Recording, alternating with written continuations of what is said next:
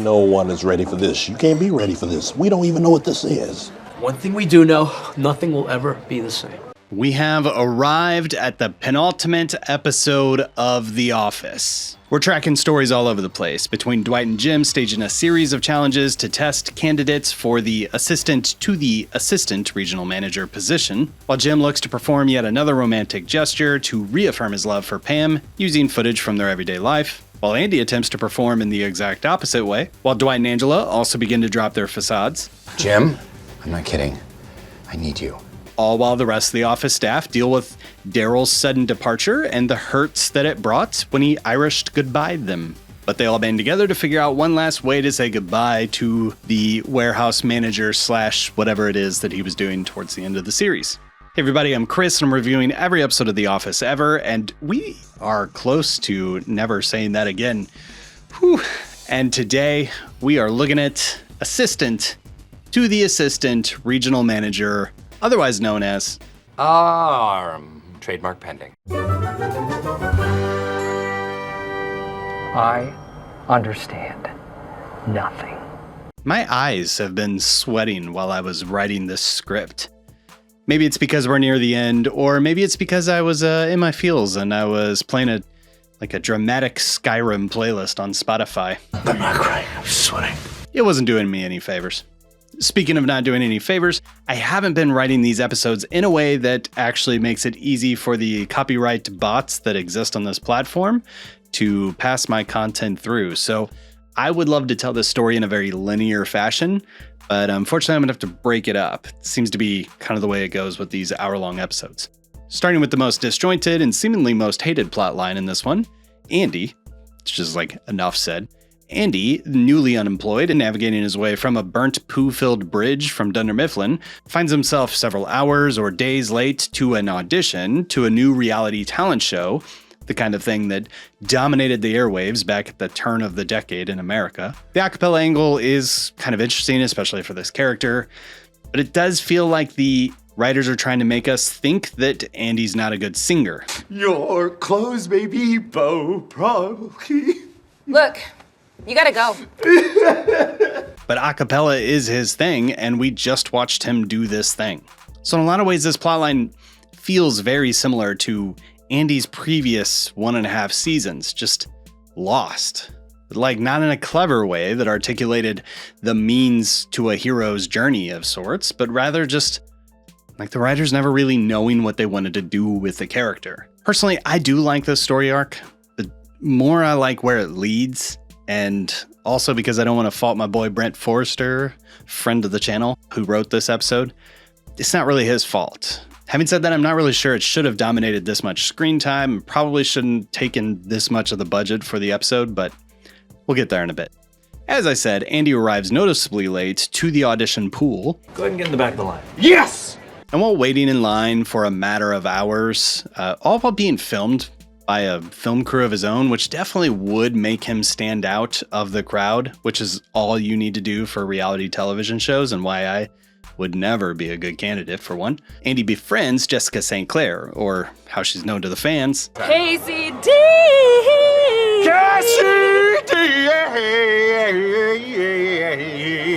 I am certain that St. Clair is known by some of you for several of her roles in TV and film, but I know her from one episode from one of my favorite podcasts. I say one of my I have one podcast that I like, and it's How Did This Get Made? And she was in the 2018 episode while they were talking about that year's huge blockbuster flop, Geostorm.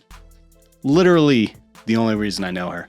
None of that matters. The main source of drama for this story revolves around waiting, which is something I hate. But then, right at the moment where Andy would potentially get his shot, he's turned away along with everybody else in line behind him. All done taking auditions. Can't do that. We've all been waiting. I am going in there. Please don't touch me. I'm not touching you. But this is a pitiful fool at the end of his desperate rope, and he comes from a long line of wasps. So long it leads back to Moses. So he bullies his way into being judged by bullies, and his audition is a disaster. His desperation and lack of awareness result in this cringeworthy performance, leaving him humiliated as the judges just laugh at him. You can't just sit here and cry. Oh, I can't so just sit here and cry. And then that story's over. Meanwhile, back at the office, Angela, who is currently living in a gay man's closet after living with a closeted gay man, is just too much of a spiritual liability for the church to take on her kid to their preschool. Angela, we don't understand what this lifestyle choice is, but it doesn't accord with our values. I'm sorry. Thus, with no other options, she has to bring her son into the office that day. This spurs Kevin's malevolence and Dwight's benevolence. Kevin's being motivated by the jealousy of the attention that the baby's getting, and Dwight's re-triggering that suspicion he had about that baby's genes. This baby is of superior intelligence and can tell when he's being tricked out of the experience of a real human breast. After a quick callback to season 7, Pam can attest there's no one better at getting brats to shut their yaps. He does have a gift. In the Schrute family, the youngest child always raises the others. I've been raising children since I was a baby. Dwight performs the test with a beat he just happens to have on him. Philip, you want to play a little game? It's called Schrute or Consequences. Money or the beat? And as a result of that, plus other things, The way that boy looks at the Galactica is precisely the way I look at the Galactica. And he eats the same kind of paper I do. Dwight offers his hand in marriage to Angela, in spite of the fact that he was planning on doing this earlier in the day. I was thinking of proposing to Esther today. Dwight considers this the honorable thing to do to take care of his baby and thus his baby mama. Angela declines and denies that Philip is Dwight's son, which is a thing we're going to talk about later in this video. Anyway, she goes on her day, and this kind of puts Dwight into a tailspin, who is presumably feeling the compulsion to follow what is probably the sure bet in Esther, which is someone who could plug right into the Schrute family. We're third cousins, which is great for bloodlines and isn't technically incest. But I think he found a little disappointment he didn't quite grip or knew that he would have until Angela declined his proposal. And after a brief talk with his number 2, Dwight's resolute in what path forward he wants to pursue, which is chasing Angela down and proposing to her on the side of a highway. Dwight! Dwight, what the is your problem? She accepts this proposal and tells Dwight that Philip is in fact his son, much to Dwight's delight. Get out! I'm a dad! You're a dad! And I have notes, but we're going to get there in the ratings. For now, let's just shift from Dwight and Angela to Dwight and Jimothy. Their day kicks off, and we're back to Goofy Jim. I love Goofy Jim. Me too, by the way. I feel like it was a mistake to take Goofy Jim away from us. So we follow Jim as he's taking his new role quite seriously, in a way that seems to balance not being overly patronizing and not being too serious. Right in the sweet spot. Jim's excitement is palpable to everybody around the office, but most notably to Pam, who, as Jim's enthusiasm rises, so does her anxiety level. Jim reveals to the cameras, though, that his long game here is to convince Dwight not only that he needs to create a role of assistant to the assistant regional manager, but that he's going to persuade the manager that the only person who can fill the role is, in fact, Dwight Schrute. By 2 o'clock, Dwight will choose himself to be assistant to his own assistant, me. In approximately 6 hours, Jim will get a phone call from David Wallace. He will be fired. This plotline is virtually inconsequential, and yet it reminds me so much of what I have loved about this series throughout most of its glory days. In such a plot-heavy sequence that has been season 8 and 9, I find myself longing for those filler episodes of season 2 and 3 that I gave 2 and 3 out of 5 ratings to. In those episodes, a lot of things happened, but at the end of the day, nothing really happened. And now I miss those days. It's like, I wish you knew that you were in the good old days. I wish there was a way to know you're in the good old days before you've actually left them. It's just a reminder that this is what this show is and always was about, finding ways to get through your day in a fun and fulfilling way. And Jim worked his angles here poetically, ultimately concluding to Dwight's demoting ascension, which I do think is important for the deeper meaning. Now, this spurs a B-plot, though, within this B-plot, in which Pam's reaction to Dwight's coronation is kind of a breakpoint for her, in which she's hit with the guilt and the fear and anxiety, all of that balled up into this emotional moment where she reveals that she is glad that she has Jim back, but that she's worried that like Jim manipulated Dwight into taking a lesser position, Pam's worried that she's manipulated Jim into taking a lesser role. And I'm afraid that this is not enough for you, and I'm afraid that I'm not enough for you. So Jim gives David Rogers some work to do. I know it's against the rules, but I'm gonna need a favor from you guys. Okay, you got it, man. Which he directed this episode, by the way. And the climax to this plotline sees Jim giving the DVD to Pam to watch together until Dwight calls him in for the aforementioned heart-to-heart. And when he gets back, he hands Pam the letter from way back in season 2. Much has been said, and probably will continue to be said, about this letter. And all I'll say is, I don't care what's in this letter, but I love this bit. It's a touching story moment in the context of this episode and the season-wide arc, but it's also a callback for us longtime fans to just get that little hit of dopamine for staying with this for so long. And to pull all of this together, the show gives us 2 sequences which settle these vibes of goodbye for the A.A.R.M episode. The first being the Daryl plotline as he showed up in the warehouse randomly to return one of the truck crews because we find out you left us without saying goodbye. Oh, my bad. Goodbye, everybody. No, Hey, no totally way. uncool. only then to be spotted by office workers unexpectedly in the warehouse playing their A.A.R.M games. After the unexpected feelings from his former co-workers, which is important for the deeper meaning, he sits and he hashes all of this out with them in the break room. They want to have one last goodbye, which the office decides that sending Daryl off in a dance party is what he deserves.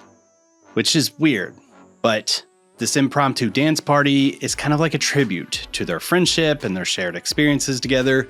And Daryl's departure from Dunder Mifflin, framed by this moment of joy and celebration, provides a satisfying conclusion to his journey on the show. Money isn't everything, Jim. Not the key to happiness. You know what is? Joy. All while creating the meta layer theme of reinforcing this goodbye. That we're saying goodbye to some of these characters, because some of these characters are moving on, and others are still going to be in the Dunder Mifflin office. But we are one of those characters moving on.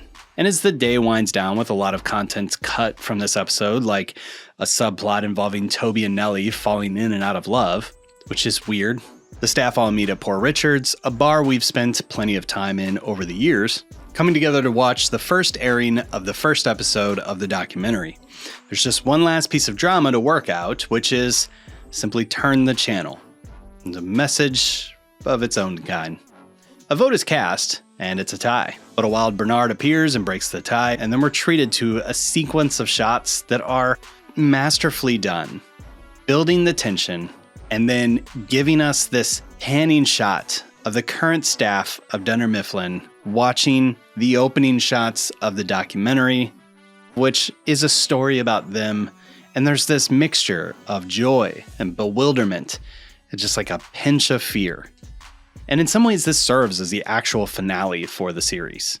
That the finale, as we actually have it, is just a bonus episode. And I think that that's a really pretty way to conclude. But with that, let's dive into the deeper meaning.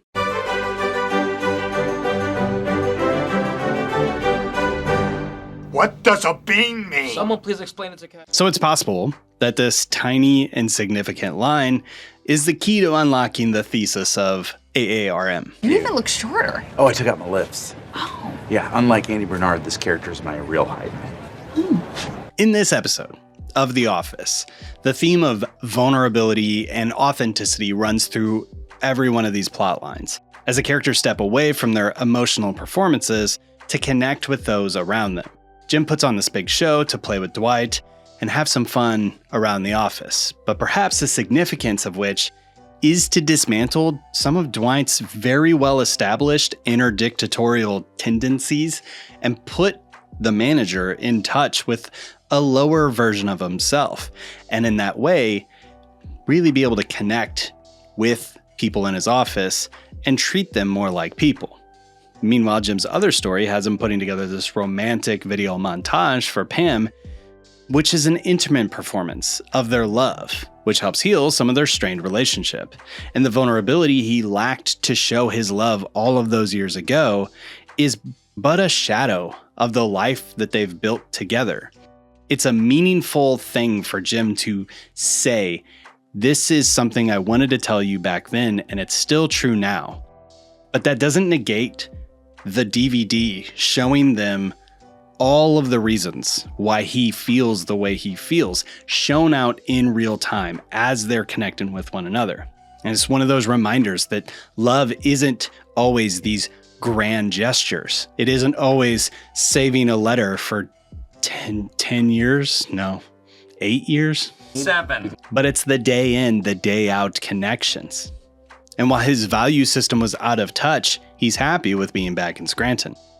Meanwhile, Angela drops her tough facade, finally accepting Dwight's proposal, embracing the vulnerability that has not been there, but recently started showing its face here and there, while Dwight had to be authentic and vulnerable to put this all out on the line, which is a lot considering she just shot him down 4 weeks ago, and everything he's ever wanted would just say yes in a much more sure way. In my defense, he was grabbing my crotch fairly aggressively at the time. And the significance of Dwight's first proposal failing is because he wasn't being authentic with what he really wanted. And Andy's literal performance in his humiliating a cappella audition is a direct result of his absolute resistance to expose the real him, which becomes key to his connection with other people moving forward, highlighting that this real, lasting bonds are formed not through facades, not through projecting who you want to be, but through moments of honesty and openness. And all of that is played on when Daryl sneaks back into the office, realizing the importance of his emotional connection to these people, mainly due to all of the hurt and real emotions he did not expect from all of his coworkers. Having Kevin grind up on my front while A.A.R.M pretend to hunt me from behind is a more accurate tribute to my years here. I'm gonna miss these guys. But in the process of this dreamlike dance party, he finds this deeper sense of belonging and a peace as he's able to move on from Scranton. This is all very touching. But with that, let's rate this thing. This is the worst. You're pre-fired. And when I'm promoted, you'll be full fired. If you get promoted, and if you haven't fallen in love with me by then. The cold opening. Okay, so this is the second to the last episode of the series. A lot is going on, not least of which was the setup from the prior episode. Dwight Schrute is manager! Too loud, but effective. So starting with a simple catch us up type cold opening with the steam, it's fun, it's simple, and lets us know that Dwight's reign as manager has somewhat edged on the authoritarian side, but not without losing his humanity yet. It serves this episode quite well, but stacked against the rest of cold openings, it's fine. A 3 out of 5. It's not the KGB, but it's a start. The KGB will fit for no one. It's true. As for A.A.R.M, the episode, this is one of the highest rated episodes of The Office across the board. So we have a lot to talk about.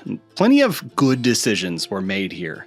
And I will not be the first. I've already talked about most of the stuff that I loved in this episode, which basically, if I've talked about it, it's stuff I've loved in this episode. So let's talk a little bit about some criticisms, because there's 2 biggies.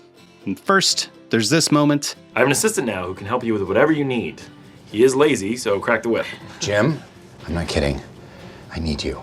This break in the character kind of breaks me in the same way that the fourth wall break from earlier in the season kind of broke me. It's a touching moment, and it's like there to deepen the gravitas of the situation and add some emotional weight to this final act of the episode. And it works so well there. It's great. I love it. But it makes 0 sense in universe, and it breaks my brain. I think we broke his brain. And that's because it seems to imply that Dwight understands that Jim was messing with him with this whole assistant to the assistant regional manager thing, because we saw it work earlier in the day. And if he saw through that, why? Like, what does Dwight get for hiding the fact that he's more competent than it may seem? And that's because throughout the entire series, there's been a line for like what Dwight can believe, and it's pretty extreme.